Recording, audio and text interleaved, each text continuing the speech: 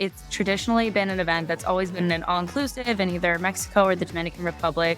This year, we totally switched it up. We went to Grand Cayman, not an all-inclusive. We took a stab at that stipend model to still make sure that it was white glove and our employees and our top sales leaders were taken care of. But from the planning side of things, also did a lot of things different, not just a location change. We took over the social media, so we were creating kind of FOMO and making sure that the other Cventers that were not in attendance worked really hard to get there next year. Great events create great brands, and it takes a village to put on an event that engages, excites, and connects audiences to your brand. And we're that village. I'm Alyssa. I'm Paulina. And I'm Rachel. And you're listening to Great Events, the podcast for all people interested in events and marketing. Hi, everyone. What is going on in the wide world of events? My name is Paulina, and welcome to this week's episode of Great Events. Today, we are going to be chatting about all things Gen Z in the world of events, on your, Gen Z members on your team. And we're very excited to welcome a fellow team member and Gen Z member herself, Sam Efthimiades. And Sam, why don't you say hi? Hi, everyone. Glad to be back on the podcast. Round 3. Round 3. Oh my gosh. Well, welcome back. I'm also joined by co-host Alyssa. Hey, what's up, guys? Yeah, my slick hair, my Gen Z hair, even though I am full millennial over here. You're right. Yeah. So before I get into the conversation, I kind of just want a baseline for people listening in because I had to Google it myself.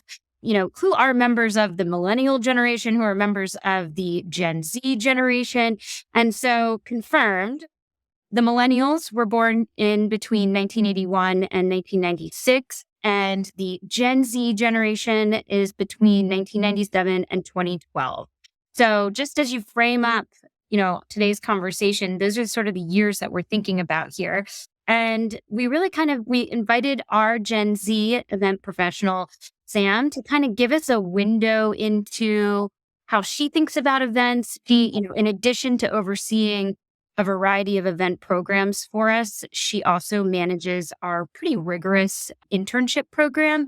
And she's really been able to modify and adjust the program to accommodate a whole new generation of learning and behavior. And I just feel like there's a lot of goodness that we can unpack today. So let's start with Sam. As a member of Gen Z, but working really closely with millennials and elder millennials like myself, what are different ways that you think about events? Are you thinking about them in a completely different perspective? Are you thinking, here are the bones of the event, and this is what I'm going to do to sort of make it different or more appealing to multiple generations? Talk us through that. Maybe give us an example if you got. Yeah, I think the way I take on events is okay, I have really good bones of what my millennial or elder millennial team has taught me.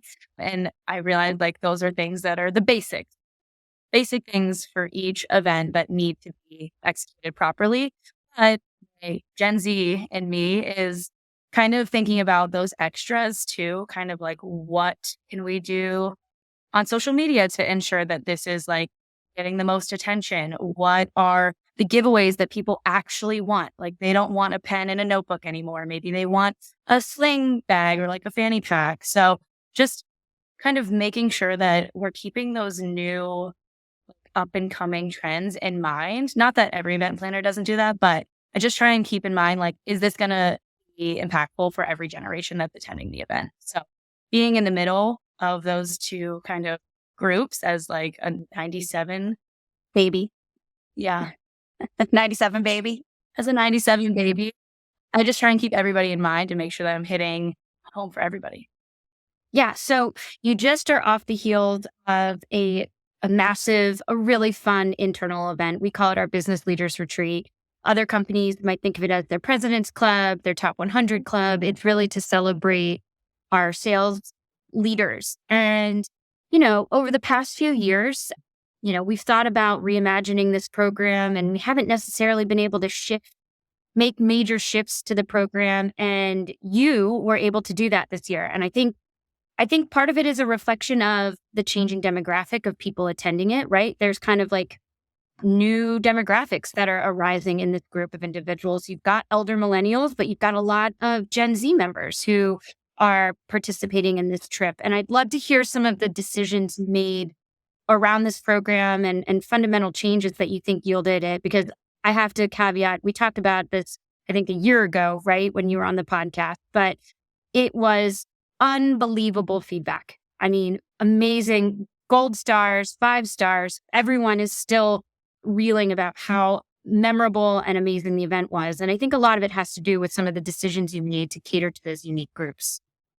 Yeah, so last year was great, but like you said, we got to kind of turn it on its head. It's traditionally been an event that's always been an all-inclusive in either Mexico or the Dominican Republic. This year, we totally switched it up. We went to Grand Cayman, not an all-inclusive. We took a stab at that like stipend model to still make sure that it was white glove and our employees and our top sales leaders were taken care of. But from the planning side of things, also did a lot of things different, not just a location change. Couple examples, we instead of hiring a videographer and a photographer, everybody takes pictures on their phones. We really wanted to just get a videographer that nailed it on the recap video and kind of captured all those fun moments that people forget about, or like, you're dancing in the crowd. You're not worrying about like how cool it looked that the whole dance floor is filled up with you and all of your colleagues and your guests. So we wanted to capture all of those fun moments and do like a really great sizzle reel for next year. That'll get people excited and kind of build FOMO to make the next trip. So that was a big one for us. We took over the social media. You guys probably saw some of it.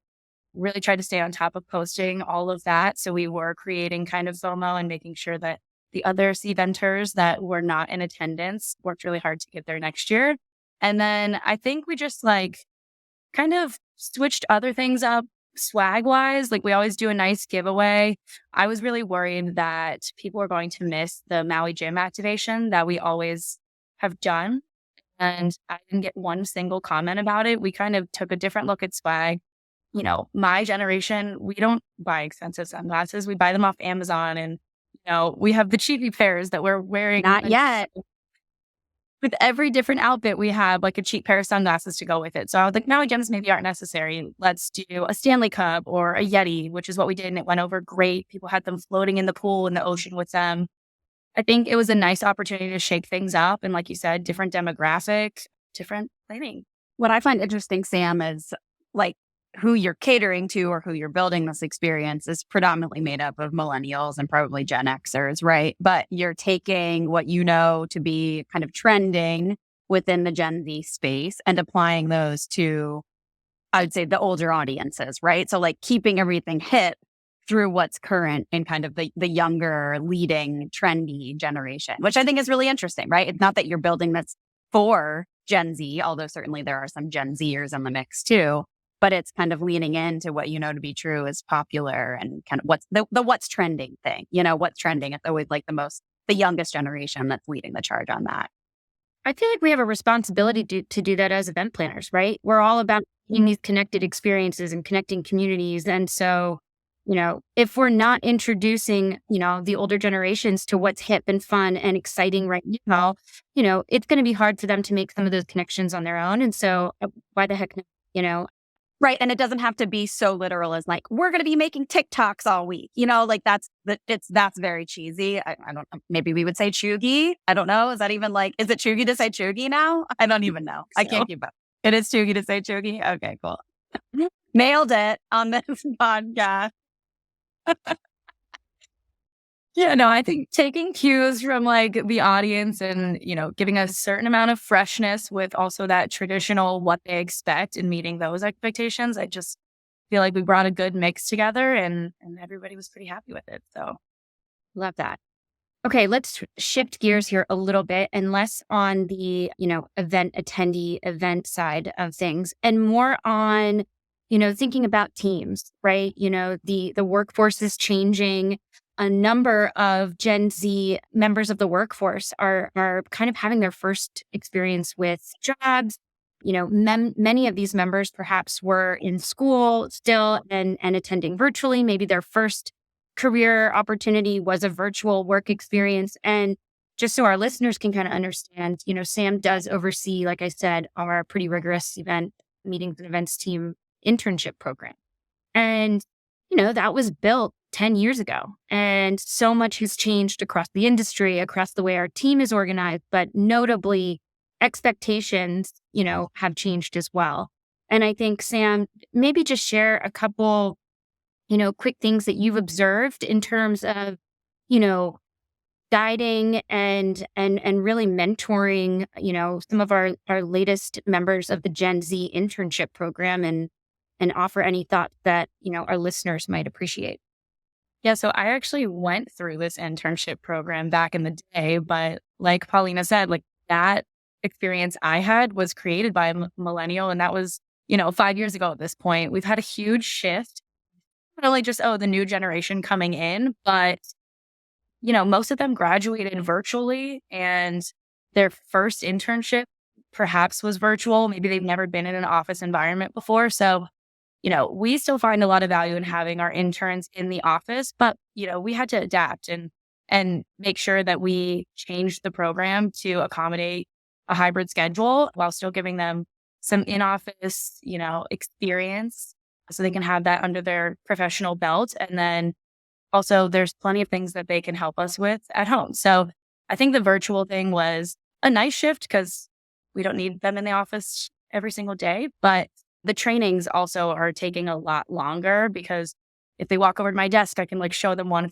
thing and be like, okay, good, go do it. And, now I'm sitting on hour-long calls each week, just making sure they're trained on technology and how to do like basic Outlook things, FedEx things, whatever it is. So I just feel like trainings have been a little bit of a shift. Not being in the office all the time has been a shift. And we just kind of had to rethink how we show these interns like what Cvent's all about. I would say that's kind of the biggest shift. I have a follow-up question to that, Sam. Are you finding that they're influencing what Cvent should be, right? Like that we're in this kind of paradigm shift in the workplace culture where we're kind of open to new ideas and restructuring how we work. And I'd be curious, Paulina, even to hear your perspective on that too, as the leader of the program. But I'm curious, Sam, if you're getting feedback that's like, hey, that doesn't make sense for us, right? How are they pushing the limits? Yeah, I mean, at Cvent, I think we're really good about welcoming all the fresh voices and the new ideas in the room. And I just have to make sure that I'm telling the interns like, hi, you came in and I told you to do it this way, but it's always a recommendation. You have an idea on how to do it in a more efficient way or manner, like absolutely let me know that. And I feel like interns are sometimes worried to like come at you with a recommendation, but at Cvent and like me personally, I'm always open to let's figure out the best way to do it. I don't care if it came from my brain or your brain. So I think, Gen Z is like known for being a little bit more vocal, right? And I just want to make sure that I'm really welcoming that from the interns as well.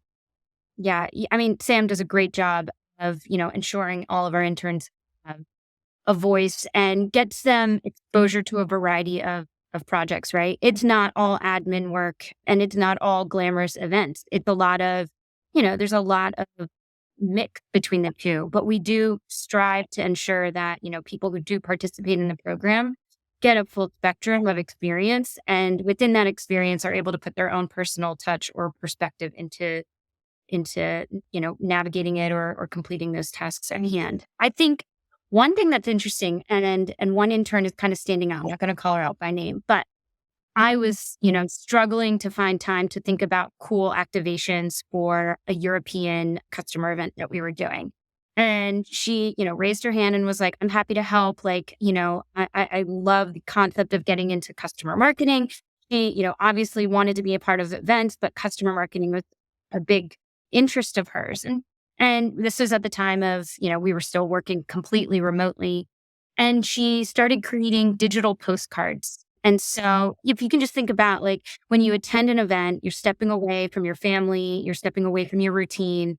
And it was a really cute sort of, I guess, digital tangible that she thought about. And obviously it was very reflective of, the Gen Z generation, very social focused, visual focused, but also very personal. And I just felt like it was a great example of how that reflected both, her as a member of Gen Z, but also a creative opportunity for her to contribute to an experience. And so, it just stands out. That was, like 2 years ago, a year and a half ago. And that small idea and hand-raising moment was, pretty impactful. So I think, for those listening in, and as you are thinking about your internship programs or welcoming new team members to your team, let them speak up. We've got great ideas. It's always fun to kind of invigorate some of our, tenured programs and think about, what's new that, perhaps the new generation has a fresh perspective on.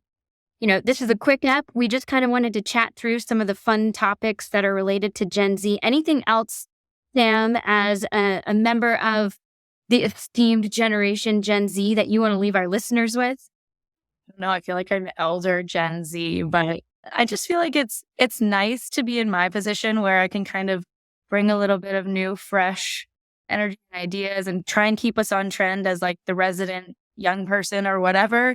But yes, I've been called that a lot. Well, I think part of that too is the openness of the team, the openness of just kind of like creating that environment like you guys were talking about for feedback from somebody who is more junior in their career or certainly younger in age, right? So there can sometimes be an intimidation factor that's a barrier to get that inspiration, to get those new ideas. But I think fostering that creative environment per se is really what's going to push the boundary for event programs. And I think some of those most vocal, more innovative ideas could come from that younger generation. So from a leader standpoint, I think it is really important to embrace the younger generations. You probably hear that on all of these types of generational podcasts or webinars or sessions that you sit in on events. And I think we're saying the same thing, right? That just creating that environment of openness is going to it's what fuels new event programs.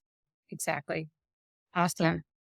Anything else, Sam, before we let you go? I think that's it. Thanks for having me, guys. Awesome. Well, thanks, Sam, for joining. And thanks, Alyssa, for joining this podcast today. To our listeners, send us a LinkedIn message, a direct message, or an email at greatevents@cvent.com if you have any ideas for topics or special guests.